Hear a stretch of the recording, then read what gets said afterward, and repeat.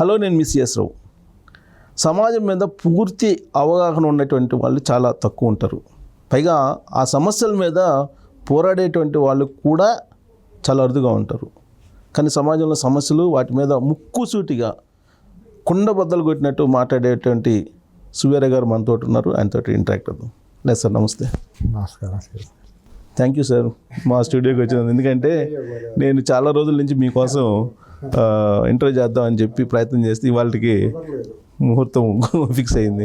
ఉంది కారణాలు, రాజకీయాలు, వీటిలో ఒక పెద్ద యుద్ధమే చేసినట్టున్నారు మీరు కూడా. సొసైటీలో ఉన్న తప్పదు కదా, బాధ్యత, పరిణామాల మీద బాధ్యత కదండి.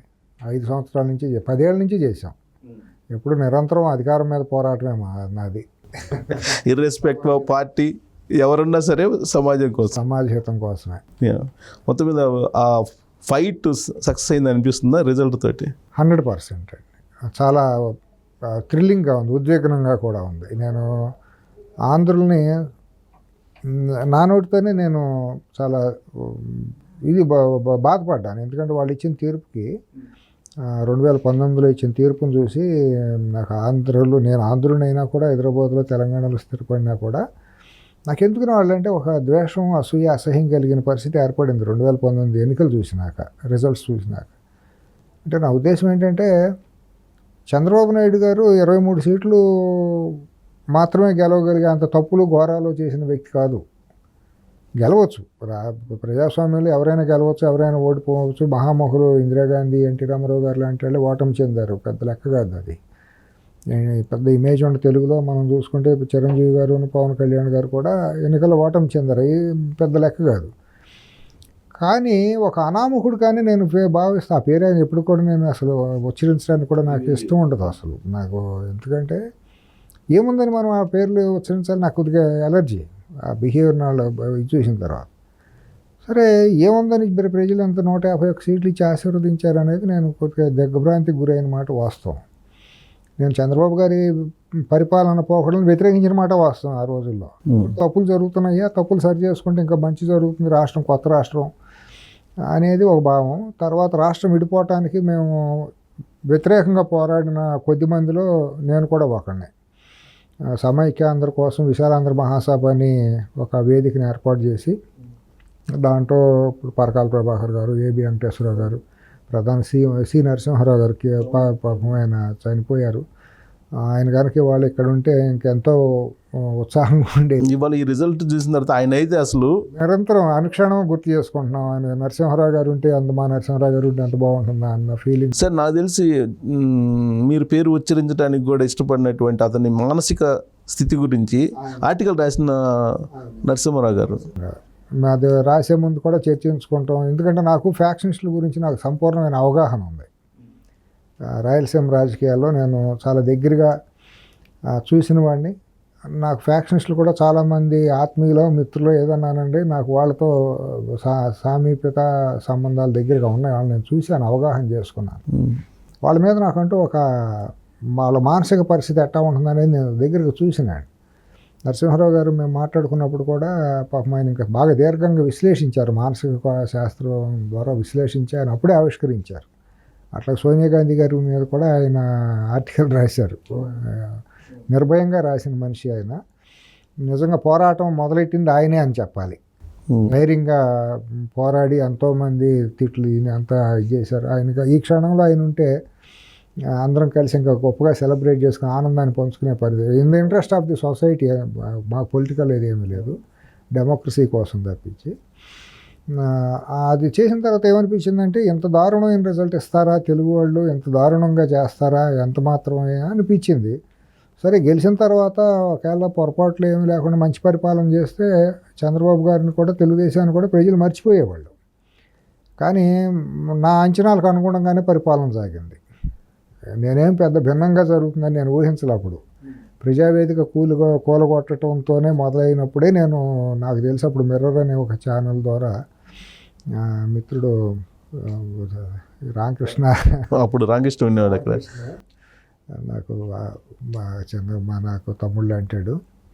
దాంట్లోనే ఫస్ట్ ఇంటర్వ్యూలోనే చెప్పా అతని పరిస్థితి ఎట్లా ఉంటుంది, ఇది విధ్వంసకరంగానే కొనసాగుతుంది, ఇతనిది ఏం కన్స్ట్రక్టివ్ మెథడాలజీ కాదు డిస్ట్రక్టివ్ మెథడాలజీ, ఇతనికి ఎక్కువ టైం కూడా ఉండదు అని చెప్పి అనుకున్నా. తర్వాత తన విశ్వరూపం ఫ్యాక్షనిస్ట్ విశ్వరూపాన్ని ప్రదర్శించాడు. పోలీసులను అడ్డం పెట్టి భౌతికంగా అందరి మీద దాడులు చేయటం, పోలీసుల ద్వారా చిత్రహింసలకు గురి చేయటం, ప్రజాస్వామ్యం అంటే అపహాస్యం చేయటం, ఇవన్నీ జరుగుతూ వచ్చింది.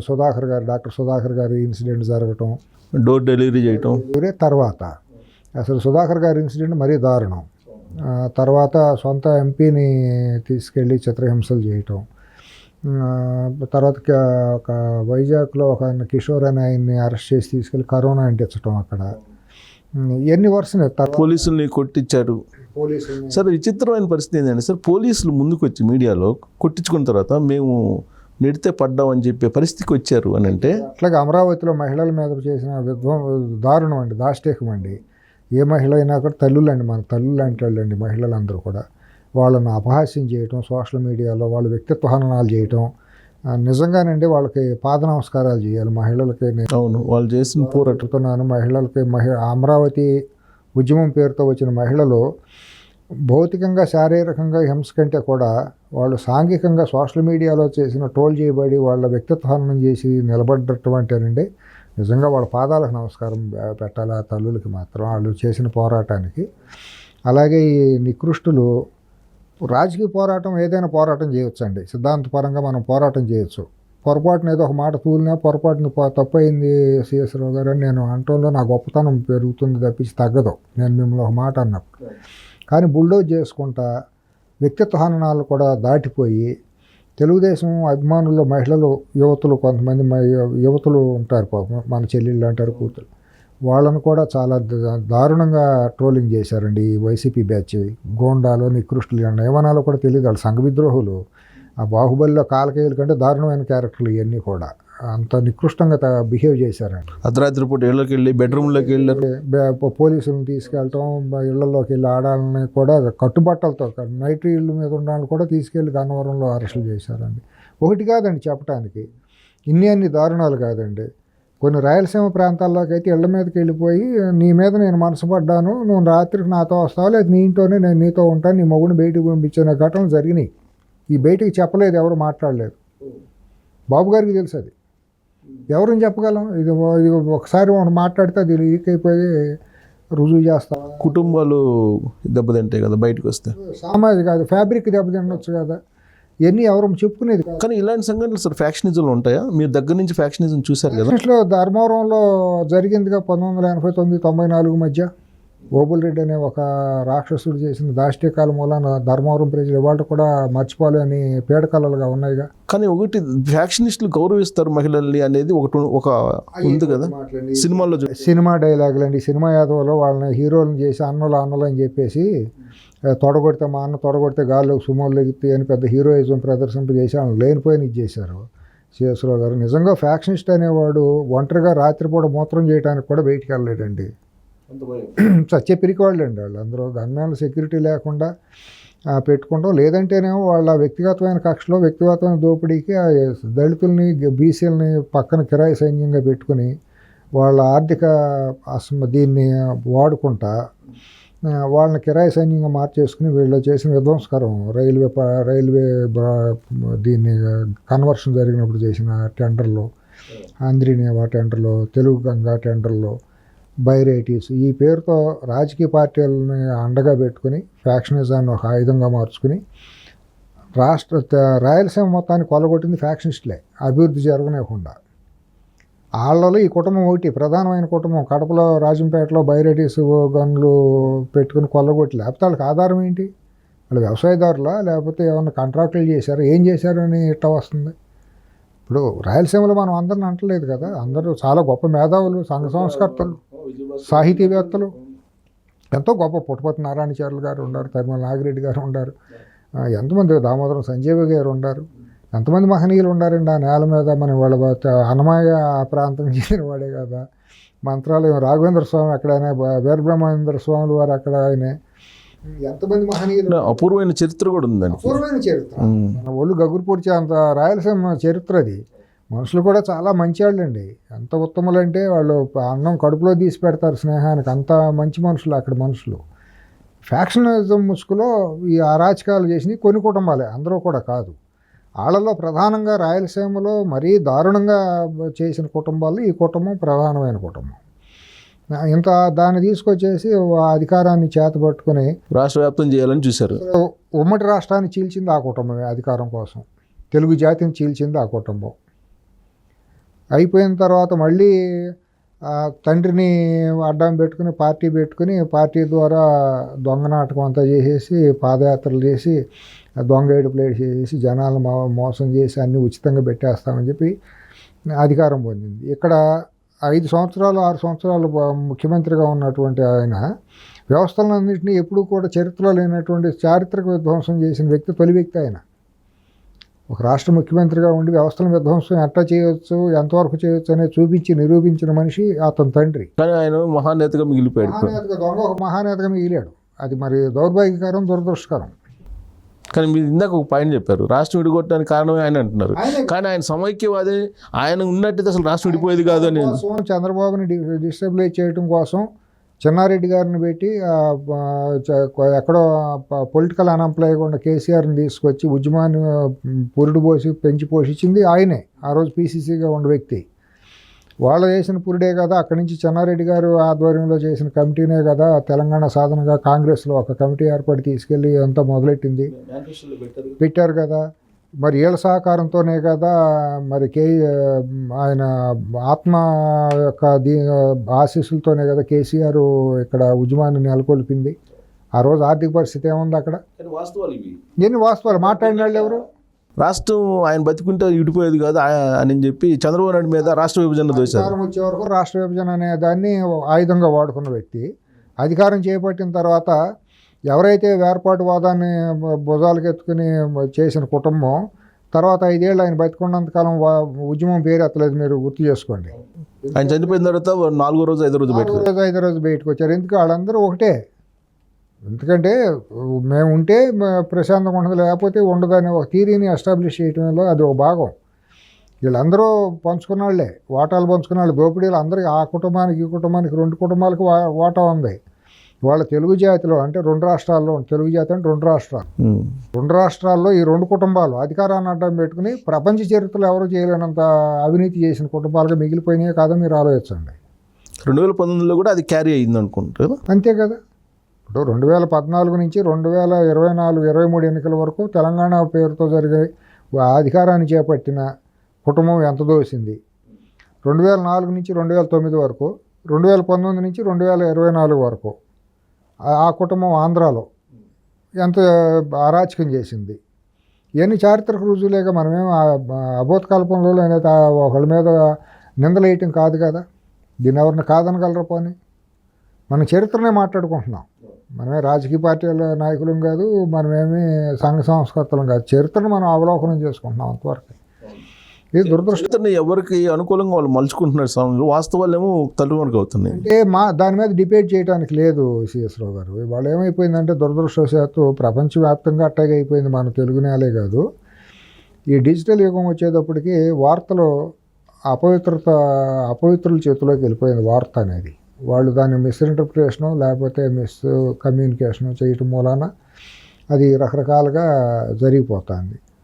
తర్వాత దొంగల్ని పెద్ద హీరోలుగా మార్చి కథలు పెట్టేసేసి దొంగల్ని సంఘ విద్రోహ శక్తుల్ని హీరోలుగా పెట్టి సినిమాలు తీయటం, వాళ్ళని ఒక పెద్ద హీరోలుగా ఎలివేట్ చేసి పోర్ట్రేట్ చేయటం అనేది సినిమా పరిశ్రమలో ఒక భాగం అయిపోయింది.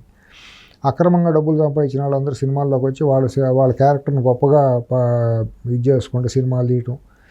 మరి ప్రజలు ఆశీర్వదిస్తున్నారు, చూస్తున్నారు కాబట్టి అని చెప్పి ఒక హింసాత్మకమైన సినిమాలు తీయటం.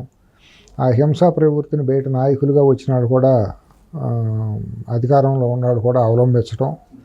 ఇప్పుడు మరి గత 2019 నుంచి 2024 వరకు ఆంధ్రప్రదేశ్ రాష్ట్రంలో జరిగిన పరిపాలన అంతా కూడా కాలకేయుల పరిపాలన. సినిమాల్లో చూసిన కాలకేయులు ఎట్టా ఉండరు అంతే కదా. ఏమన్నా దానికి భిన్నంగా ఉందా? విచిత్రమైన పరిణామం ఏంటంటే ఇంత చారిత్రాత్మకమైనటువంటి తీర్పు వచ్చిన తర్వాత కూడా జగన్మోహన్ రెడ్డి మాట్లాడుతూ తప్పు జరిగింది, ఎక్కడ జరిగిందో అర్థం కావట్లేదు, తన వైపు నుంచి ఏం తప్పు జరగలేదని భావంతో ఉన్నాడు. అంటే వీళ్ళందరూ మోసం చేశారు, నా సొమ్ము తిని నాకు మోసం చేశారు అనే యాంగిల్లో మాట్లాడారు ఆయన. ఎవరిది తన సొమ్ము ఎవరిది? ప్రజల సొమ్ము. నువ్వు దోసుకున్నది ఎంత? నువ్వు చేసిన సామాజిక విధ్వంసం ఏంటి? నువ్వు కన్స్ట్రక్షన్ చేసావా? కేంద్రం నుంచి అప్పులు తీసుకొచ్చి జనాలను బిచ్చగాళ్ళుగా చేసి నెల నెల నా ఇచ్చిన డబ్బులతో మీరు బతికుండాల్సిందేని, మీరేమీ స్వాతంత్రత లేకుండా బతికుండాల్సిందని, మీరు హక్కులు లేవని చెప్పి ఒక జీవోత్సవాలుగా ఒక బానిసలుగా మార్చేయాలనే చేసిన కుట్ర భాగం అది. వ్యతిరేకించిన వాళ్ళని ప్రశ్నించిన వాళ్ళందరినీ నిర్బంధానికి గురి చేయటం, మానసికంగా భౌతికంగా ఈ అక్రమంగా కేసులు పెట్టడం, హింసించడం, ఎన్ని జరిగిన మాట వాస్తవా కాదా? రాష్ట్రం సస్యశ్యామలమై అన్నపూర్ణగా బాసిల్లిన ఆంధ్ర రాష్ట్రం ఇవాళ గంజాయి కేంద్రంగా ఉందా లేదా? అన్నపూర్ణ అంటే ఆంధ్రప్రదేశ్, ఎవరైనా చెబుతాం. అన్నపూర్ణ అంటే రైస్ బౌల్ ఆఫ్ ఇండియా అని మన పేరు. అది సస్యశ్యామలమైన రాష్ట్రం. ఏ రోజు మనకు కరువు కాటకాలు ఎరగం, అన్నం లేనితనం లేదు. ఎందుకంటే ఎక్కడ 10 అడుగులు లోతు అయితే నీళ్ళు వస్తాయి దేవుడి దయ వల్ల. 10 మందికి అన్నం పెట్టిన అన్నదాతలు ఉన్న రాష్ట్రం అది. అన్నపూర్ణగా పేరుందిగా. పేరుంది. కులాల మతాలు లేవుగా. రైతుల కులాల మతం అన్ని అందరూ ఉంటేనే కదా రైతు పండించేది. కమ్మ, రెడ్డి, వెలమ, కాపు, గౌడ, యాదవ్ అందరూ రైతులే కదండి. దానికి భూమికి కులం ఎక్కడ ఉంది? అందరూ రైతన్నలే. అందరూ ప్రతి ఇంట్లో మహిళలు అన్నపూర్ణమ్మలే. అందరూ 10 మందికి అన్నం పెట్టింది. అటువంటి రాష్ట్రం వాళ్ళు గంజాయి కేంద్రంగా మారింది ఎవరి మూలాన? డ్రగ్స్ ఇంపోర్ట్ ఎవరికి మూలాన అయింది? నువ్వేం చేసావు? 25,000 కేజీల డ్రగ్స్ ఇంపోర్ట్ అయితే నువ్వు తీసుకున్న స్టెప్స్ ఏంటి? ఒక ముఖ్యమంత్రిగా ఎవడన్నా ఒక ముఖ్యమంత్రి అనేవాడు ఒక చెట్టు పెడతాడు ఏదైనా ఊరు వెళ్తే. సంప్రదాయం మా కొన్ని తరతరాలుగా చూస్తున్నాం. ఒక శంకుస్థాపన చేసినా ఇంకోటి చేసినా కూడా ఒక చెట్టు నాటుతారు ఒక ప్రధానమంత్రి. ఒక ఇది ఈ దౌర్భాగ్యం ఏంటి? చెట్లు నరకడం ఏంటి? నీకు అంత ఇన్సెక్యూరిటీ ఉన్నాడు, నువ్వు ముఖ్యమంత్రిగా ఎందుకు? ఎవరిని ఏడిపించడానికి, ఎవరిని నాశనం? 2019 నుంచి ఇప్పటి వరకు అతను చేసిన అన్నీ కూడా ఒక్కటి కూడా అతనికి తప్పు అనిపించట్లేదని ఆయన మాటల్లో మీకు అనిపించలేదు? విన్నారా ఆయన మాటలు? నేను విన్నాను. నేను కొన్ని సో ఆయన అన్న ఏంటంటే కదా నాకు తెలుసు ఏమంటాడో తెలుసు. నేను విన్న కూడా, ఎందుకంటే నాకు పూర్తి అవగాహన ఉంది. నేను కొంతమందిని ఇష్టపడిన వాళ్ళ ఫోటోలు చూడడం, ఇష్టపడిన వాళ్ళ వీడియోలు చూడడం, ఇష్టపడిన వాళ్ళ వార్తలు విన్నాం. నాకు ఇష్టం ఉండదు. దాంట్లో ఈ 2 కుటుంబాలకు పర్టికులర్గా చెబుతున్నా. నేను తెలుగువాడు అయినాడిని, నేను ఆత్మగౌరవం కలిగిన వాడిని, ఒక ఎన్టీ రామారావు గారిని ఒక ఆదర్శంగా తీసుకున్నవాడిని, లేకపోతే ఒక అల్లూరి సీతారామరాజు గారిని ఒక ఆదర్శంగా తీసుకున్నవాడిని, లేకపోతే ఒక గద్దర్ గారిని ప్రేమించేవాడిని. నేను ఒక తరిమల నాగిరెడ్డి గారి తాకట్లో భారతాన్ని చదివి నేను బాగా ఇన్స్పైర్ అయిన వ్యక్తిని. నాకు అవన్నీ నేను ఇది కాదండి. నాకు ఒక ఆత్మగౌరవం ఉంది. నేను ఉండదేదో మాట్లాడతా, మసిపూసి మారేడుకాయలును. ఇది హీరోయిజం కాదు, గొప్పతనం కాదు. అస్సలు వాళ్ళు మాట్లాడే మాటలు కానీ వాళ్ళ పేరు కూడా ఎత్తను, వాళ్ళ ఫోటోలు చూడను, వాళ్ళ ఫోటో ఉన్న వార్త కూడా నేను చదవను. వాళ్ళు తీసుకున్న డెసిషన్స్ కూడా అసలు అసహ్యం. మనుషులేగా ఇత్తనంలోనే లోపం ఉన్నప్పుడు వాళ్ళ గురించి మాట్లాడటం అటువంటి డెసిషన్స్ ఉంటాయి, యాంటీ సోషల్ డెసిషన్స్ ఉంటాయి. వాళ్ళు చేసేదంతా అరాచకాలు, సంఘ విద్రోహ చర్యలే ఉంటాయి తప్పించి గొప్పతనం ఏమి ఉండదు. ఒకవేళ గొప్పతనం ఉందని ఎవరిని కీర్తించినా వాళ్ళు కిరాయి మీడియాలో ఉండాలి, వాళ్ళని కీర్తించుతారు. అవసరాల కోసం బ్రోకర్లు వాళ్ళని కీర్తించాల్సిందే తప్పించి ఆత్మగౌరవం, ఆత్మాభిమానం, నిజాయితీ, నిబద్ధత ఉండాలి ఎవరు కూడా వాళ్ళ గురించి మాట్లాడరు. ఏమన్నా ఉంటే దమ్ముండాళ్ళు ఉంటే నిజాయితీగా మాట్లాడతారు. తులసిరెడ్డి గారు ఉండారండి, మరి ఆయన మనం వేలెత్తి చూపించగలమా? ఎంతోమంది మహనీయులు ఎంతమంది లేరు అక్కడ. విజయభాస్కర్ రెడ్డి గారు ఉన్నారు, నిజాయితీకి నిలువెత్తు రూపం. ఆయన ఎక్కడన్నా ఒకళ్ళ మాట అనగలరా? ఎంతమంది లేరు? దామోదరం సంజీవి గారు లేరు అక్కడ. పోనీ ఇక్కడికి వచ్చి ఇక్కడ తెలంగాణలో ఎంతమంది లేరు? బూరుగుల రామకృష్ణారావు గారు లేరా? చెన్నమనేని రాజేశ్వరరావు గారు లేరా? జలగం వెంగళరావు గారు లేరా? వీళ్ళని వేరే డిస్క్రిమినేట్ చేయటం కాదు, వాళ్ళ గొప్పలుగానే అనుకుందాం. వీళ్ళు చేసిన సామాజిక విధ్వంసం, కులాలని మతాన్ని చీల్చేయటం, తెలుగు జాతిని చీల్చేయటం, తెలుగు తల్లిని అవహేళన చేయటం, భాషను అవహేళన చేయటం, యాసను అవహేళన చేయటం, కులాల పేరుతో ఇళ్లలో మహిళలను అవహేళన చేయటం. ఇప్పుడు వాళ్ళు చేసింది తెలంగాణ పేరుతో కుల పోరాటమే తప్పించి ఉద్యమం, రాష్ట్రం కోసం ఉద్యమం చేసింది ఎక్కడ దాఖలాలు కనిపించవు. కాకపోతే ఉద్యమకారులు చాలామంది ఏం చేశారంటే తెలంగాణ ప్రాంతంలో ఉన్నారు, వాళ్ళకి ఎప్పుడూ చిరకాల స్వప్నం ప్రత్యేక రాష్ట్రంగా ఉండాలి, బలవంతంగా కలిపిన రాష్ట్రం ఏర్పడాలనే దాన్ని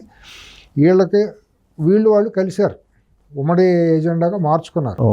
అంతేగాని ఆ కుటుంబం చేసిందంతా కూడా లగడపాటి, రాయపాటి, దగ్గుపాటి ఈ ఇంటి పేర్లే, ఒక కులం పేర్లతోనే కదా వీళ్ళు వర్గవైషమ్యాలు పెంచి పోషించింది. ఇక్కడ తెలంగాణ ఉద్యమం పేరుతో కల్వకుంట్ల కుటుంబం ఏ కులం మీద అయితే దాడి చేసిందో ఉద్యమం ముసుగులో, అదే కులాన్ని తండ్రి కొడుకులు కూడా టార్గెట్ చేశారా లేదా? ఇప్పుడు రామోజీరావు గారి మీద, రాధాకృష్ణ గారు లాంటి వాళ్ళ మీద ఆ పేపర్లు, ఆ 2 పేపర్లు ఆ కులం అని చెప్పి విద్వేషం చెమ్మింది రాజశేఖర రెడ్డి, అవునా కాదా? తర్వాత ఇప్పుడు 2019 నుంచి 24 మధ్య జరిగిన ఆంధ్ర రాష్ట్రంలో జరిగినంత కులం మీద దాడే కాదా? ఏ కోణం నుంచి ఆలోచించి ఆ పర్టికులర్గా కులం మీద దాడి చేశారనుకుంటున్నారండి? ప్రాస్పరస్ కమ్యూనిటీ అండి. వాళ్ళు చారిత్రకంగా ఒక మన చారిత్రక నేపథ్యమే చెబుతున్నాను నేను. అదే కులాన్ని పెంచి పోషించడం లేదా కులం గొప్పగా చెప్పడం కాదు. ఆ ఒక విశిష్టత కలిగిన కులం అది. మన తెలుగు జాతిలో చూసుకుంటే బ్రాహ్మలు, అగ్రవర్ణాలు అయ్యుండి కూడా కమ్యూనిజాన్ని ఆచరించి సోషలిజాన్ని, కమ్యూనిజాన్ని చేసి సమసమాజం కోసం తిరుగుబాటు చేసి ఫ్యూడలిజం మీద తిరుగుబాటు చేసిన వాళ్ళు ఈ కులాలే ప్రధానంగా. ఆ రోజు తెలంగాణ సాయుధ పోరాటం చేసింది కూడా కమ్మారెడ్డి, భూస్వామి కుటుంబాల నుంచి వచ్చిన చండ్ర రాజేశ్వరరావు గారు, వీళ్ళందరూ పెద్ద పెద్ద భూస్వామి కుటుంబాలే కదా. అయినా కూడా కమ్యూనిజాన్ని భుజాన్ని వేసుకున్నారు కదా. త్రిపురనేని రామస్వామి చౌదరి గారు ఆ రోజు ఉన్న బ్రాహ్మణాధిక్యత ఉన్న దీని మీద శూద్ర దీన్ని ఒక థీరీని తీసుకుని తర్వాత ద్రవిడ పార్టీలుగా అక్కడ తమిళనాడు ఉమ్మడి రాష్ట్రంలో పెరియార్ రామస్వామి గారి దగ్గర నుంచి తీసుకుంటూ జరిగిన మావోయిస్టు అంటే అప్పుడు నక్సలిజం, చారు మజుందార్ దగ్గర నుంచి మనం ఎంఎన్ రాయ్ దగ్గర నుంచి అవి తీసుకున్నా కూడా ఆ రోజు మన కొండపల్లి సీతారామరెడ్డి గారు, మరి అట్లాగే మన ఆయన కేజీ సత్యమూర్తి గారు, శ్రీశ్రీ గారు, ఇటువంటి మహనీయులు ఎంతోమంది మహనీయులు అందరూ మరి ఆ రోజు ఇక్కడ నిజాం వ్యతిరేకంగా, రజాకారులకు వ్యతిరేకంగా అందరూ కలిసే కదా పోరాడింది. మరి అట్లాగే ప్రాస్పరిటీ అంటే ఇండస్ట్రీస్గా తీసుకోండి, భారతదేశం మొత్తం మీద ఇన్నోవేషన్స్ తీసుకోండి, వైద్య రంగం తీసుకోండి, ఒక కష్టపడే తత్వం తీసుకోండి, కొత్తగా వ్యవసాయాన్ని డెవలప్ చేయటం, ప్రాపగేట్ చేయడం, వ్యవసాయాన్ని పెంచుకుంటూ వెళ్ళటం, ఒక ఇండస్ట్రీలో కష్టపడి పనిచేయటం, ఎందుకు మనం సాధించలేమనే పట్టుదలతో సినిమా ఇండస్ట్రీని కూడా ప్రపంచ స్థాయికి తీసుకెళ్ళటం, ఇవన్నీ ఈ కులాల్లో ఉన్నాయి. దాంట్లో ఏంటంటే ఎక్కువ సక్సెస్ రేటు కమ్మ కులానికి ఎక్కువ ఉంది. అన్ని రంగాల్లో ఫార్మా కానివ్వండి, సినిమా కానివ్వండి, ఫిలిం ప్రొడ్యూసర్లు కానివ్వండి, ఫిలిం హీరోలుగా కానివ్వండి, వీళ్ళకి ఏదో కష్టపడటం మూలన రకరకాల కారణాలు రీత్యా, మెయిన్ కష్టపడితేనే వస్తుంది. ఇక్కడ రకరకాల తాయితులు కట్టుకుని పూజలు చేస్తే సక్సెస్ రాదు కదండి. కష్టపడాలి, ఆ సమయానుకూలంగా ఆ ప్రపంచం ఏ రకంగా వెళ్తుందో దాన్ని అబ్జర్వ్ చేసి ఆ రకంగా ఆకలింపు చేసుకుని ముందుకు వెళ్ళాలి.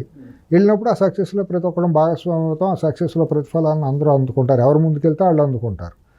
అదే దాంట్లో పోటీతత్వమును మన జ్ఞానాన్ని కూడా పెంపొందించుకుని ఆ పోటీతత్వంతో ముందుకెళ్ళినప్పుడు, విజ్ఞతతో ముందుకెళ్ళినప్పుడు ప్రాస్పెరిటీ పెరుగుతుంది. ఆ ప్రాస్పెరిటీ ఒక్కళ్ళే కదా, సమాజానికి పంచాలిగా. ఎవరైతే సమాజానికి పంచి సోషలిస్ట్గా 10 మంది ఇది అవుతారో వాళ్ళకి. ఇంకోటి కూడా ఇక్కడ మీరు ఎత్తారు కాబట్టి నేను మాట్లాడతా. మనం ఇంకో స్థూలంగా కనుక ఒకటి ఆలోచిస్తే శేషరావు గారు, నక్సలిజం అనేది ఉమ్మడి రాష్ట్రాల్లో అప్పుడు ఉన్నప్పుడు ఎక్కడ జరిగినా కూడా దాంట్లో వీళ్ళు ఎవరైతే ఇప్పుడు గగ్గోలు పెట్టి ఏడు చేశారు ఈ 2 కుటుంబాలు, ఆ కులాన్ని మీద ఎక్కడ కూడా దాడి జరిగిన సంఘటనలు మీరు చూడలేరు. వాళ్ళలో రైతులు ఉన్నారు, బలమైన రైతులు, భూస్వాములు ఉన్నారు. ఎందుకంటే వాళ్ళ సోషలిస్ట్ భావాలు ఎక్కువ. మీరు చెప్పినప్పుడు మనం అనుకున్న కమ్మ కమ్యూనిటీలో సోషలిస్టిక్ భావాలు ఎక్కువ. ఇప్పుడు ఆ రైతుతో పాటు రైతు పక్కన కూర్చొని కూలీ కూడా పక్కనే కూర్చోబెట్టుకుని అన్నం పెడతారు. ఇంట్లో పెళ్లి జరిగినా వాళ్ళని ముందు పిలిచి వాళ్ళతోనే ఇది చేస్తారు. ఒకవేళ కూలీగా చేసుకునే వ్యవసాయంలో కూలీలు ఇంట్లో పెళ్లి జరిగినా వీళ్ళే చేసిన సందర్భాలు కూడా ఉన్నాయి. మన ఇంట్లో పెళ్లి కానీ వెళ్ళి ఖర్చు పెట్టి చేస్తూ ఉంటారు. ఎందుకంటే మన శ్రమలో వాళ్ళకు కూడా భాగం ఉంది, మన సంపదలో వాళ్ళ శ్రమ కూడా భాగంగా ఉంది. అందరం కలిసి ఉంటేనే పెరగగలగమైన ఒక దృక్పథం టోటల్గా బ్రాడ్గా చూసుకుంటే ఆ దృక్పథం మొదటి నుంచి అట్లా వచ్చింది. కాబట్టి వాళ్ళు ఎక్కడ వర్గశత్రువులకి ఎంతవరకు మారలా. నక్సలిజంలో, మావోయిజంలో తీసుకున్నప్పుడు ఎప్పుడు కూడా ఎక్కడ కూడా వాళ్ళతో చంపబడిన వాళ్ళు ఎక్కువ మంది లేరు. గ్రామాల నుంచి విడిపించేసి పారిపోయి హైదరాబాద్లో తలదాచుకున్న వాళ్ళు ఈ కులంలో లేరు. తెలంగాణలో వెలమ సామాజిక వర్గం వాళ్ళు ఎక్కువగా అక్కడి నుంచి పారిపోయి వచ్చారు గ్రామాల్లో నుంచి. ఎందుకంటే వాళ్ళ మనస్తత్వం అటువంటిది, ఫ్యూడల్ మనస్తత్వం కాబట్టి. అసూయతో వీళ్ళు ఈ 2 కుటుంబాల వాళ్ళు ఒక అసూయ పెంచుకొని వాళ్ళిద్దరూ ఏకమైపోయి కామన్ టార్గెట్ చేసి జాతీయ సమాజం ఎట్టపోయినా పర్వాలేదు, రాష్ట్రం ఎట్టపోయినా పర్వాలా ఒక కసిగా ఒక విద్వేషాన్ని పెంచి పోషించారు. దురదృష్టవశాత్తు దాన్ని అటాక్ చేయటంలో, దాన్ని అడ్రస్ చేయటంలో ఎక్కువ క్యాస్ట్ ఫెయిల్ అయిందని నేను అనుకుంటాను వ్యక్తిగతంగా. అంతే, మీరు చెప్పినట్టు కనుక అన్ని వర్గాలను కలుపుకొని పోయి వెళ్తున్నటువంటి ప్రత్యేకమైనటువంటి వర్గాన్ని టార్గెట్ చేయడం వల్ల వాళ్ళు అయితే ఎంతకంత రాజకీయ లబ్ధి అయితే పొందారుగా, ఆర్థిక లబ్ధి పొందారు. సక్సెస్ అయ్యారు 100%. దాన్ని మనం ఒప్పు తీరాలి. దాన్ని అడ్రస్ చేయడంలో ఫెయిల్ అయింది క్యాస్ట్ వీళ్ళల్లో. ఎందుకంటే ఐక్యత లేకపోవటం, ఒక ఎవరికాళ్ళు దాన్ని ఒక తక్కువగా తీసుకుంటాం, కేర్లెస్గా తీసుకుంటాం. దురదృష్టవశాత్తు దాన్ని ఒక రాజకీయ పార్టీకి పెట్టినప్పుడు కూడా కాదు అని చెప్పడంలో కూడా ఫెయిల్ అయ్యారు. ఓన్లీ కులం అంటే తెలుగుదేశం పార్టీ అని ముద్ర వేయటం కూడా తప్పు నేను అనుకుంటాను. ఎందుకంటే ఆ కమ్మ కమ్యూనిటీ కమ్యూనిస్టులో ఉంది, కాంగ్రెస్లో ఉంది. నిజంగా ఒక రకంగా చూస్తే తెలుగుదేశం పార్టీ వలన కమ్మ కమ్యూనిటీ లాస్ అయ్యింది. లాభపడింది కంటే నష్టపడింది ఎక్కువ.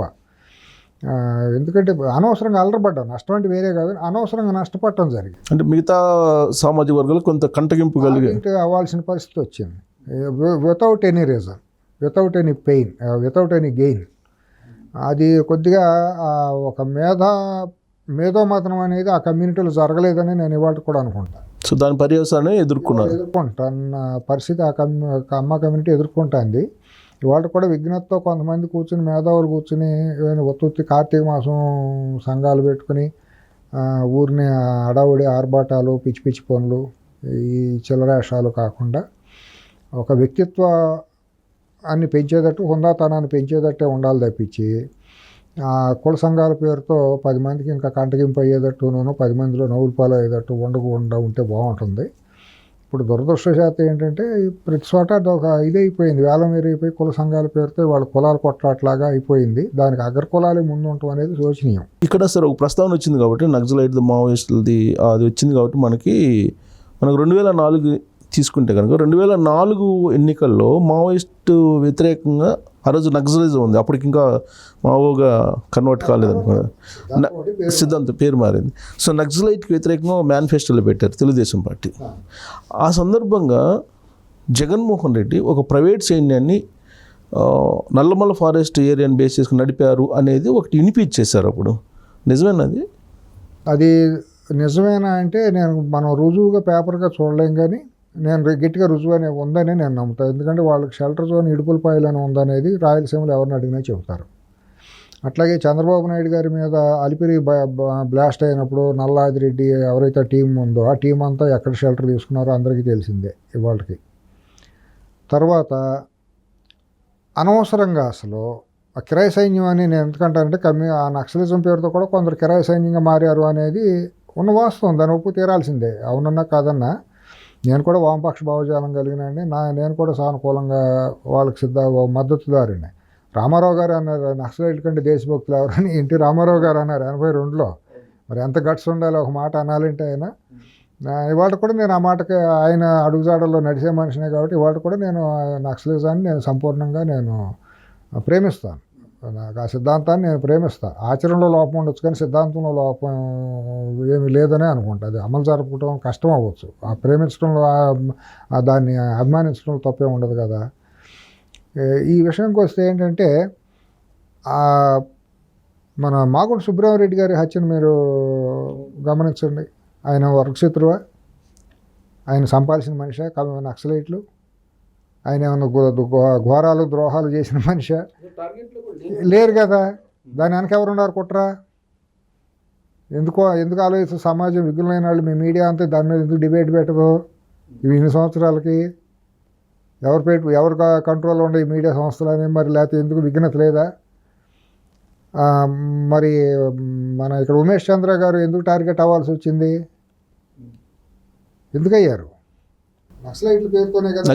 నక్సలైట్ పేరుతోనే జరిగింది. దాని వెనక కాన్స్పిరసీ ఉందనేది కదా 100%. మరి అలిపిరి బాంబు బ్లాస్ట్ వెనక ఎవరున్నారు? పి జనార్దన్ రెడ్డి ఎట్టా చనిపోయారు? పి జనార్దన్ రెడ్డి హార్ట్ అటాక్తో చనిపోయారని తెలియజేశారు. హార్ట్ అటాక్తో చనిపోయారు, ఇంకేమన్నా ఉందా? అంటే మరో గొడ్డల పోట్లాగా దాని వెనుక కాన్స్పిరసీ ఎవరు? మరి ముఖ్యమంత్రిగా సమకాలీకులుగా పోటీకి వచ్చేవాళ్ళు ఎవరు? కాంగ్రెస్. ఆ రోజు ఆయనే కదా, పీజీఆర్ అంతకుముందు మాగుంట సుబ్రహ్మరెడ్డి గారు. ఆయన ఆ రోజు చిన్న వయసులోనే జాతీయ కాంగ్రెస్లో ట్రెజరర్గా పెరిగారు. మచ్చలేని వ్యక్తి. ఎప్పుడన్నా ముఖ్యమంత్రి హోదాకి ముఖ్యమంత్రి పదవి అప్పట్లో 100%. ఎందుకంటే ఆయనకున్న డైనమిజం, ఆయనకున్న చారిస్మా, ఆయనకుండా మ్యాగ్నానిమిటీ, అందరితో కలిపిపోవటం చేయటం, ఆయన దానకర్ణుడిలాగా పేరు. ప్రకాశం నెల్లూరు జిల్లాల్లో దానకర్ణుడే అని పేరు. మరి అటువంటి మనిషిని అనుచితంగా చంపడమే కదా అది సిద్ధాంతం చెప్పింది, నక్సలిజం సిద్ధాంతం. నేను అనుకుంటా నక్సలైట్లు ఇప్పుడు ఈ 3 సంఘటనలు వెనక ఒకళ్ళే ఉన్నారా? అంతేగా, నా అంచనా అయితే అంతే, దాంట్లో అనుమానమే లేదు. మీరు ఆలోచించండి, విఘ్నత కలిగిన ఒక సీనియర్ జర్నలిస్ట్గా మీరు ఎందుకు ఆలోచించకూడదు? సరదాగా ఆలోచించండి ఎకడమిక్ ఇంట్రెస్ట్ కోసం. ఇప్పుడు ఉమేష్ చంద్ర గారిని నక్సలైట్లు చంపాల్సినంత టార్గెట్ ఏం చేశాడు ఆయన నక్సలైట్లకు వర్గశత్రువు. అసలు కడపలో పనిచేసినప్పుడు జరిగిన పరిణామాల నేపథ్యంలో ఇక్కడ కడపలో జరిగినప్పుడు ఎవరికి నష్టం జరిగింది, ఏ కుటుంబానికి నష్టం జరిగింది? ఉమేష్ చంద్ర కంట్రోల్ చేసింది ఎవరిని? లంపెన్ గ్యాంగుల్ని కంట్రోల్ చేశారు. కిరాయి హంతకుల్ని ఎన్కౌంటర్ చేసి కాల్ చేశారు. ఫ్యాక్షన్ పేరుతో అరాచకం చేస్తా అంటే పోలీస్ స్టేషన్లో కూర్చోబెట్టారు. అంతే కదా, అదే కాక గర్వభంగం వాళ్ళకి. మరి ఇంతకు మించి ఏం జరిగింది అసలు? 100%. ఇక్కడ మానుకొండూరులో ఒక సంఘటన జరిగింది సీఎం అయిన తర్వాత రాజశేఖర రెడ్డి, అది కూడా ఈ జాబితాలోకి వస్తుందా? మానుకొండ కాదు, వీళ్ళు వెళ్తా అంటే మానుకోటలో రైలు మీద దాడి జరిగి వీళ్ళని వెళ్లకుండా అడ్డుకున్నారు తెలంగాణ ఉద్యమం సమయం. అది కాకుండా కాల్ చేశారు, ఎన్కౌంటర్ జరిగింది. ఎన్కౌంటర్లో మానుకోట ఒకటి జరిగింది. కాదు, కరీంనగర్ బెంగళూరులో పట్టుకొచ్చి వాళ్ళని హెలికాప్టర్ లిఫ్ట్ చేసి రాజశేఖర రెడ్డి టైం సీఎంగా ఉన్నప్పుడు అది కూడా ఇది ఈ 3 నల్లాదిరెడ్డి దాంట్లో ఎవరైతే ఇది క్రైమ్లో ఉన్నారో వాళ్ళందరూ అక్కడ ఎన్కౌంటర్ అయ్యారు.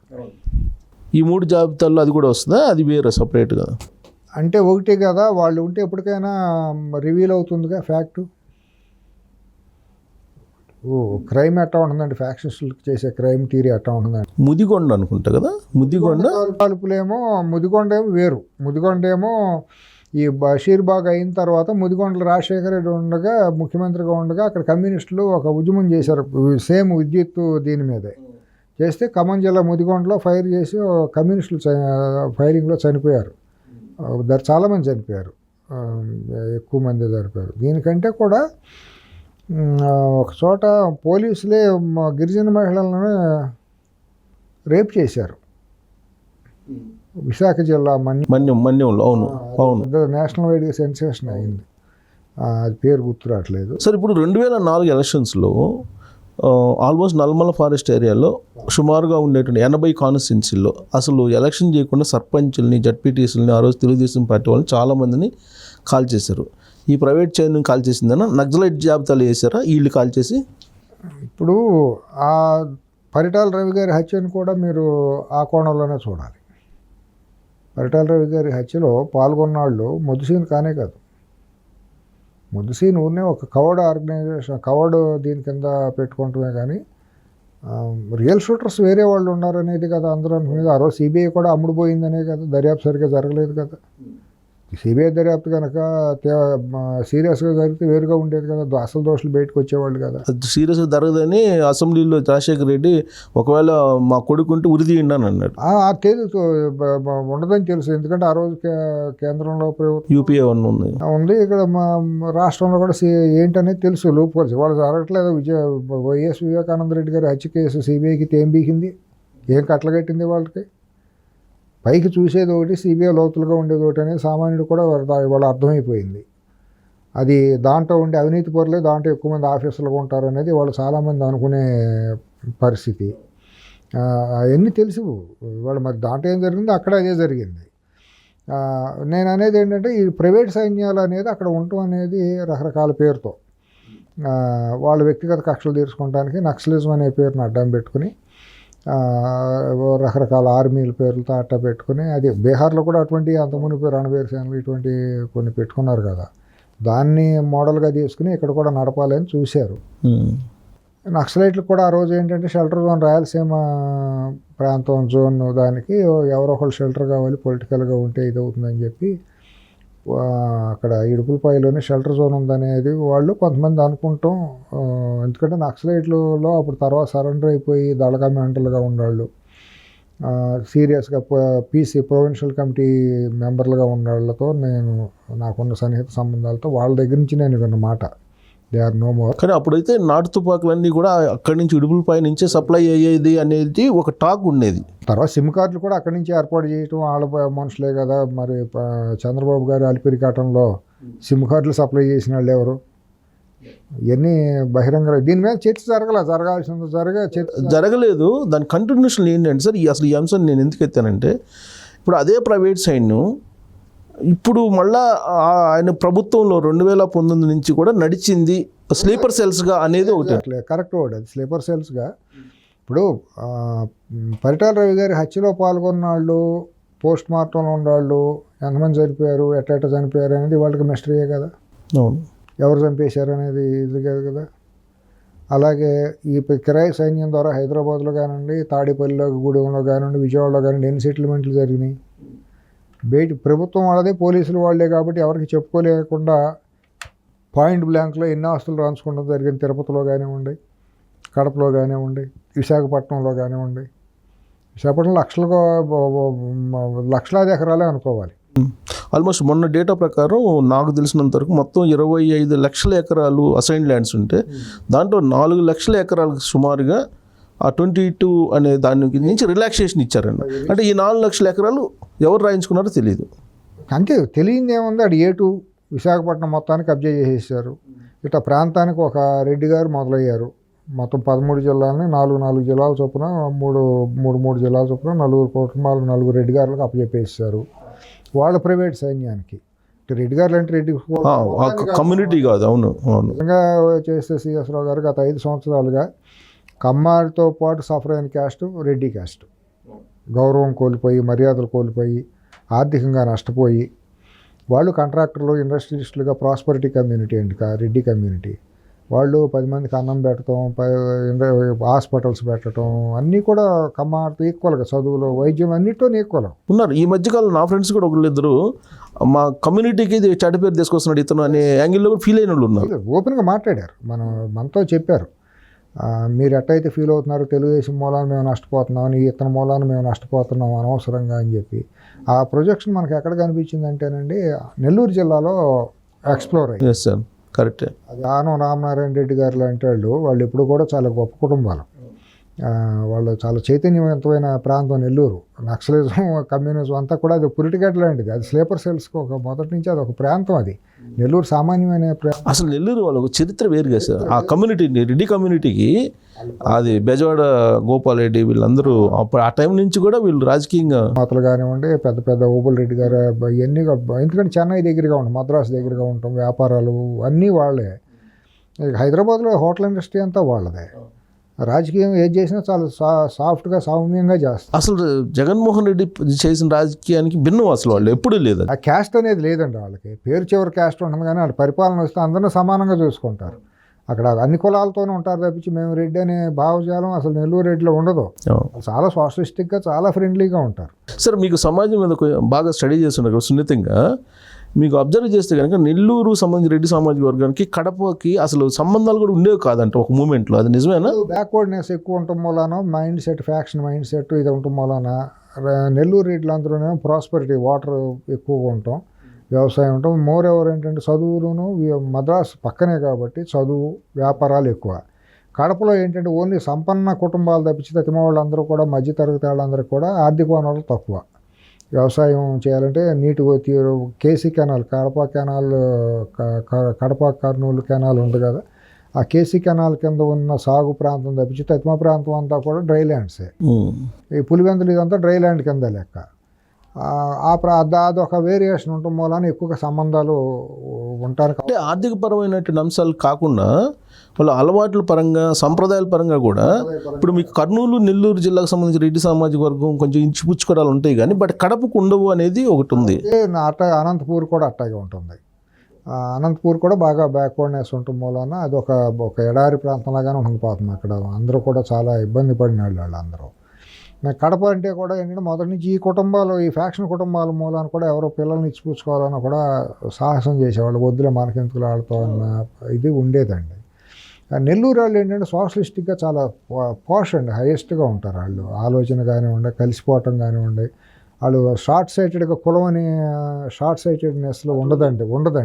అసలు యాక్చువల్గా రాజశేఖర రెడ్డి సీఎం అయిన తర్వాతనే కొంచెం ఏదో కడపకి నెల్లూరుకి కర్నూలు కలిసిపోయినట్టు, అంతకుముందు అంత సంబంధాలు ఉండేవి కదా. చాలా తక్కువ, పోల్చుకుంటే చాలా తక్కువ. మనకి కర్నూలు జిల్లాలో కూడా బంధుత్వాలు నెల్లూరు రెడ్డిలతో కొద్ది గొప్ప ఉండొచ్చు. బి నాగిరెడ్డి గారు వీళ్ళందరూ కూడా రాయలసీమ వాళ్ళే, కేవీ రెడ్డి గారు వీళ్ళందరూ కూడా ఆ ప్రాంతం వాళ్ళే. బట్ వాళ్ళందరూ కూడా మద్రాసులో సెటిల్ అయిపోయి నెల్లూరు వాళ్ళతోనే ఎక్కువగా బంధుత్వాలు, స్నేహం. కొంచెం రాజశేఖర రెడ్డి వల్ల కలిసింది. ఇప్పుడు మళ్ళీ జగన్మోహన్ రెడ్డి వల్ల 2019 నుంచి ఇప్పుడు దాకా చూసిన తర్వాత మళ్ళీ సేమ్ ప్రీవియస్ సీట్ వచ్చిందట్టి అని మారిందిలేండి. నైసర్గికంగా కూడా ఎకనామిక్స్ కూడా మారిపోయినాయి. ఇవాళ ప్రాంతాల మధ్య విభేదాలు, తేడాలు, పెద్ద వేరియేషన్స్ కూడా లేవు, అన్నీ సమాంతరంగా అయిపోయినాయి. ఈ డిజిటల్ యుగం రావటం, అందరూ కొద్దిగా ప్రాస్పర్గా అయిపోయేటప్పటికి బంధాలు అన్నీ కూడా ఆ వేరియేషన్ అది వేయక కానీ బట్ వేవులంతా కలిసినట్లేదు. ఇప్పుడు వేమిరెడ్డి ప్రభాకర్ రెడ్డి గారు లాంటి వాళ్ళు ఇప్పుడు మరి ఈయనతో మింగిల్ కాలేకపోయారు. సొంత కడప జిల్లా సొంత రెడ్డి సామాజిక వర్గం వాళ్ళే మింగిల్ కాలేకపోయారండి. ఇతనితో ఒక వేమిరెడ్డి ప్రభాకర్ రెడ్డి గారు, ఒక మన కోటమిరెడ్డి శ్రీధర్ రెడ్డి గారు, ఇదే కాదు ఈవెన్ ఆదినారాయణ రెడ్డి గారు లాంటి వాళ్ళే డిఫర్ అయ్యి వచ్చేసారు కదా. ఆయన చాలా ఇదిగా మాట్లాడారు, విఘ్నుడు ఆయన. ఆదినారాయణ రెడ్డి గారు చాలా చదువుకున్న మనిషి, చాలా విఘ్నత ఉన్న మనిషి, సెల్ఫ్ రెస్పెక్ట్ ఉన్న మనిషి. ఆయనే మరి అక్కడ ప్రాంతమే కదా, ఆయనే డిఫర్ అయ్యి వచ్చేసారు కదా. వాళ్ళందరూ ఇతను ఏమనుకుంటారంటే నేను పెద్ద పాలిగాడిని, నేను కూర్చుంటే అందరూ నిలబడాలి. నెక్స్ట్ కనుక అన్ఫార్చునేట్గా ఇప్పుడు కనుక గెలిచుంటే ఏమయ్యేదో తెలుసండి. ముఖ చిత్రం జయలలిత లాగా ఉండేది పరిస్థితి. డయాస్ మీద ఒకే కుర్చీ ఉండేది. మిగతా వాళ్ళంతా కాళ్ళ మీద పడతా ఉండేవాళ్ళ. కాళ్ళ మీద పడటం ఏంటంటే నిలబడాలి, మాట్లాడాలంటే మూతికెట్ట చేయడం పెట్టుకుని మాట్లాడాల్సిందే. మాట్లాడటం అనేది కూడా ఉండేది కాదు. ఇక బెచ్చమెతుకులు అయితే తిని బతకండి అనటమే తప్పించి ఇంకా వికృతంగా ఉండేది పరిస్థితి. నేచర్ కరెక్ట్ చేసింది కానండి ఈ రూపంగా పరిస్థితి దారుణంగా ఉంటుంది. వాళ్ళు ఎందుకంటే మెయిన్ సఫరర్స్ అందరూ నా మిత్రులు, చాలామంది ఆత్మీయ మిత్రులు, రెడ్డి సామాజిక వర్గం వాళ్ళందరూ కూడా చాలా చెప్పుకోలే అంత బాధలు పడ్డారండి. ఎందుకంటే వెళ్ళి ఎవరు ఆ బాధలు ఏదో తెలియదు కదా సార్. నాకు కూడా ఒక నా బ్యాచ్ మీట్ అనుకోండి, లెక్చరర్గా పనిచేస్తున్నారు, నాకు ఫోన్ చేశారు లేడీ, నా క్లాస్మేట్.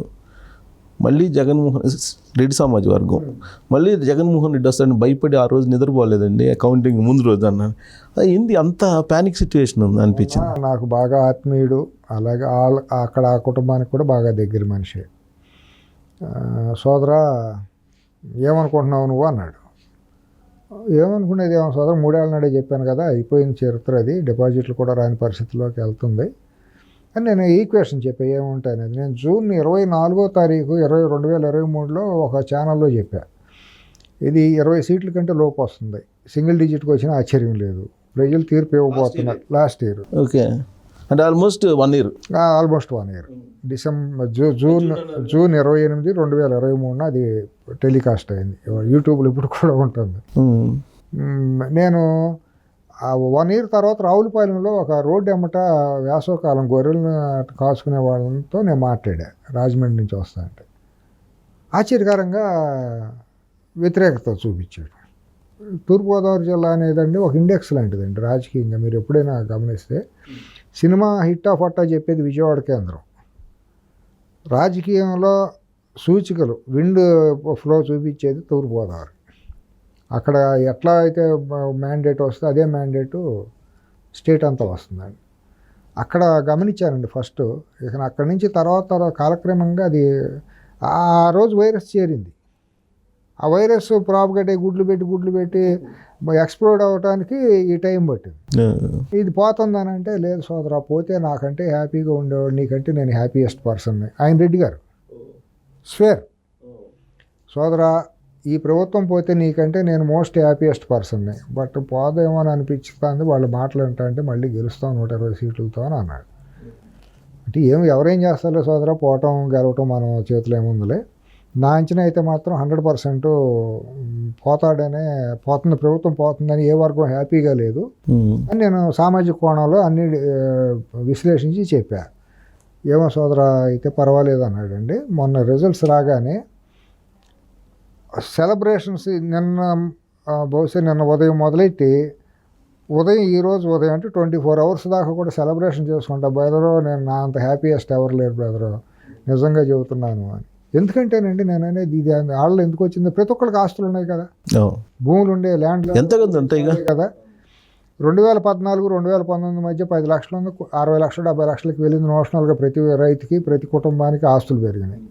19-24 మధ్య పెరిగింది, ఇంకా పెరగాలి, లేకపోతే అట్టాన్ని ఉండాలి కదా. మళ్ళీ డిక్లైన్ ఇట్టాట కాదు, చాలా దారుణంగా పడిపోయింది. అమ్ముతాడు కొనేవాళ్ళు లేరు, వాళ్ళ నెట్వర్త్ వాల్యూస్ పడిపోయినాయి. వెళ్ళి చెప్పుకుందాం, ఒక కాంట్రాక్ట్ చేసుకుంటానికి లేదు, ఒక వ్యాపారం పెట్టాలంటే, ఒక ఇండస్ట్రీ పెట్టాలంటే లేదు. అంతా పాలిగాళ్ళలాగా చుట్టూ తనకుండా ప్రైవేట్ సైన్యాన్ని పెట్టుకుని వాళ్ళ చెప్పు చేతల్లోనే నడవాలి. గంజాయి నడిచినా, లిక్కర్ నడిచినా, మైన్స్ అక్రమ మైన్స్ నడిచినా, ఇసుక నడిచినా మొత్తం అన్నీ వాళ్ళ కంట్రోలే. ఇక ఎవడో ఒక ఇండస్ట్రీ పెట్టాలంటే మా షేర్ ఇస్తే నువ్వు ఇండస్ట్రీ పెట్టుకోలేకపోతే వెళ్ళిపో. ఇది రాయలసీమలో జరుగుతుంది తెలుసా మీకు. ఫ్యాక్షన్ జోన్లో సిమెంట్ ఫ్యాక్టరీలు పెట్టేవాళ్ళు కాదు, అక్కడ విపరీతమైన ధర్మాన ప్రసాదే చెప్పారు కదా, ఎవరో రెడ్డి గారు అంటూ వచ్చారు ఇక్కడికి, ఆయన ఊరు రావడానికి ఇక్కడ మాది అది అని చెప్పి ఆయనే మాట్లాడాడు కదా. విశాఖపట్నంలో విజయసాయి రెడ్డి చేసిన విధ్వంసం ఎంత అంతా కాదండి. ఆ మానస ట్రస్ట్ అనే దానికి ఒక అమ్మాయిని, ఢిల్లీ అమ్మాయిని తీసుకొచ్చి పెట్టి హై హ్యాండెడ్గా అశోక్ గజపతిరావు గారిని పక్కన పడేయటం, ఆయన అవమానించటం సామాన్యంగా చేయలేదండి. ప్రధానంగా గత 5 ఏళ్లలో ముఖ్యమంత్రి కంటే కూడా దారుణాలు చేసి ప్రధానంగా ఎక్స్పోజ్ తెరానుకున్న వాళ్ళు వేరే శక్తులు. తెరానికి ఒక 3 శక్తులు ఉన్నాయి, అవి బయట ప్రపంచానికి తెలియదు ఎవరు అనేది. ఈ నలుగురు కాకుండా అంతఃపురంలో ఉంటాయి ఆ 3 శక్తులు. ఓకే, అంతఃపురంలో ఉంటాయి ఆ శక్తులు అని. అవన్నీ డబ్బులు కలెక్షన్ సాయంత్రానికి బయటికి తీసుకొచ్చి, డబ్బులు వస్తే మాకు, దెబ్బులు వస్తే మీకు. అట్ట పెట్టిన విజయసాయి రెడ్డి, సత్యలుగా ఇతను మిథున్ రెడ్డి, వీళ్ళు అనమాట అండి, చెవిరెడ్డి భాస్కర్ రెడ్డి, వీళ్ళు పాలిగాళ్ళు, సామంతులు. మహారాజుపోడేమో తాడేపల్లి ప్యాలెస్లో ఉంటాం. వీళ్ళందరూ చేసింది ఏంటంటే అక్రమం, ఒక మాటలతో వర్ణించలేనంత విధ్వంసం. ఏ మనిషి ఒప్పుకుంటాడండి? సామాజిక వర్గం అయిన రెడ్లు కూడా మరి వాళ్ళు ఎందుకు జీర్ణించుకోగలరు? ఇప్పుడు కర్నూలులో ఉందండి, కర్నూలులో విజయభాస్కర్ రెడ్డి గారి కుటుంబం ఎవరన్నా ఏలేటి చూపించగలరా? మరి ఎవరైనా చెప్పగలం ఆయన విజయభాస్కర్ రెడ్డి గారు అబ్బాయికి కోట్ల సూర్యప్రకాష్ రెడ్డి గారు ఎవరన్నా అనగలం. ఆయన చాలా సాత్వికుడు, చాలా మంచి మనిషి. అటే మైసూరారెడ్డి గారు, అట్ట ఇది డిఎల్ రవీంద్ర రెడ్డి గారు. మరి డిఎల్ రవీంద్ర రెడ్డి గారు చాలా విఘ్నుడు. మరి ఆయన భుజం మోయికలినంత మోసాడు, తర్వాత ఎత్తిన అది మోయిలాక కొట్టేశారు. తులసిరెడ్డి గారు సరే తులసి మొక్కలంటే అయింది. ఇంకంతా ఇప్పుడు దివాకర్ రెడ్డి గారు వాళ్ళు కూడా తప్పనిసరి పరిస్థితిలో కొన్ని రోజులు వాళ్ళతో ఫెయిల్ అయ్యారు అని మొదటి నుంచి డిఫరెన్సే. అవును, ఎప్పటి నుంచో డిఫరెన్స్. విజయభాస్కర్ రెడ్డి గారు ఉన్నప్పటి నుంచి ఆ కుటుంబానికి ఫస్ట్ నుంచి లేదు, కాకపోతే ఆర్థిక మూలాలు దెబ్బ కొట్టారు బాగా. 2004లో పవర్ వచ్చేటప్పుడు తప్పనిసరి పరిస్థితులు వెళ్ళి కలవాల్సి వచ్చింది. తర్వాత ఇక్కడ ఒరిజినల్గా మళ్ళీ బయటకు వచ్చేసారు అనుకోండి. వాళ్ళు చాలా ఇబ్బందులకు గురయ్యారు. ఇతను ఇదే సపరేట్ జీవండి, దాన్ని వర్ణించడం కూడా మాట్లాడటం కూడా ఇష్టం. కానీ ఇప్పుడు రిజల్ట్ని చూస్తే ఈ మొత్తం దీన్ని ఆయన మీద వ్యతిరేకతగా వచ్చినటువంటి రిజల్ట్ అనుకోవాలా, లేదంటే చంద్రబాబు నాయుడు గారు ఏదో చేస్తారు అద్భుతాలు అనే ప్రేమతోటి ఇచ్చిన రిజల్ట్ అనుకోవాలా? ఒకటండి, దీంట్లో ఏంటంటే ఫస్ట్ ఒకసారి చూడాలి అనేది జనాల్లో ఒక వ్యామోహం పుట్టిందండి. మెయిన్ బీసీల్లోనూ ఎస్సీల్లోనూ అగ్రవర్ణాల కంటే కూడా. ఒకసారి అంటున్నాడు ఏదో రాజశేఖర రెడ్డి కొడుకు అంటున్నాడు, ఆయన ఏదో ఆరోగ్యశ్రీలు ఇవన్నీ చేశారు, అటువంటివి చేసినప్పుడు ఇతను కూడా ఏదో మాట అంటే మాటని తిప్పను అంటున్నాడు కదా, అంతకంటే పెద్ద పోటుగాడు అని చెప్పి నన్ను ఓట్లు వేశారండి. నేను నా తండ్రి కంటే గొప్పగా పాలిస్తాను అది ఇదని ఏదో చెప్పాడండి. మాటలే కదా, జనాలు కూడా నమ్మారు. ఏదో స్క్రిప్ట్ ఎవరో ఆయన చెప్పిన అబద్ధాలు ఎవరు చెప్పుకుంటారు, కానీ ఆయన నేను నాకన్నా నిజాయితీ పడలేదు అంటాడు. విశ్వసనీయత నిలుట అద్దం అని చెప్తారు. ఇప్పుడు పగలబడి నవ్వేది ఏంటంటే ఎవడో రాసిస్తే స్క్రిప్ట్ అంతా చదవటం, అసలు అది డెమెన్షియా అంటాడు, మతిమరుపు అంటారు చూడండి, తను మరి అపరిచితుడు క్యారెక్టర్ అనమాట. అంతే తప్పించి వేరే క్యారెక్టర్ కాదు. ఇప్పుడు నేను ఒక తప్పు చేసి వచ్చిన తర్వాత బయటకు వచ్చి మాట్లాడాలంటే ఏమో రేపు పొద్దున ఏమన్నా గురువిందగించండి మనం అంటే ఏమన్నా అనుకుంటారేమో అని ఒక మానసికంగా ఒక సిగ్గు బిడియము, ఆత్మన్యూనత, ఏమైనా తప్పు మాట్లాడతాం ఎందుకులే అనేది ఒకటి ఉంటుందండి. ఎవరో సచీలు కాదు, అందరం ఏదో ఒక మచ్చ మరక ఉండేవాళ్ళు మనుషులు అంటే చెప్తారు. కానీ అబద్ధాలు చెప్పిన వాళ్ళే నేను నిజాయితీ పడిన అని చెప్పడం అనేది అది కొంచెం విచిత్రమైన పరిణామం. చెల్లింది అది. ఇక్కడ తెలంగాణలో కలవకొండ కుటుంబం, అక్కడ వయసుకోవడం, వీళ్ళే అరవొక్క అబద్ధాలు మాట్లాడేయటం, జనాలు మోసం చేసేయటం, మభ్య పెట్టడం, మిస్లీడ్ చేయటం, ఇదంతా వాళ్ళకే చెల్లింది. చేసేది ఏంటంటే జనాలు నమ్ముతున్నారని అనుకున్నాడు. జనాలు నేను గొప్పవాడిని, నేనంటే భయపడుతున్నారు, నన్ను నమ్మేస్తున్నారు, నేను ఏం చెప్పినాను పిల్లి కళ్ళు మూసుకుని పాలు తాగినట్టు భ్రమించాడు. అది అతని లోపం. కానీ ఇవాళ ప్రజలు ఏంటంటే ఒకసారి చూసాం అయిపోయింది అనేది ఇతను ముఖ్యమంత్రి అయిన 6 నెలలకు సంవత్సరానికి తేలిపోయిందండి సిఎస్ రావు గారు. బిగినింగ్లోనే అప్పుడే తేలిపోయింది. కాపురం చేసే కాలిగోడ దగ్గర వెళ్తాను సామెత ఉంటుంది మనం. అట్లాగే పెళ్లిపేటల మీదే తేలిపోయింది ఈ బతుకేంటి అనేది. తప్పదు, కాలం గడపాలి. ఇప్పుడు ప్రజాస్వామ్యంలో 5 ఏళ్ళు ఇచ్చారు, సడన్ గా తీసేయడానికి అవకాశం లేదు. 151 ఇచ్చారు.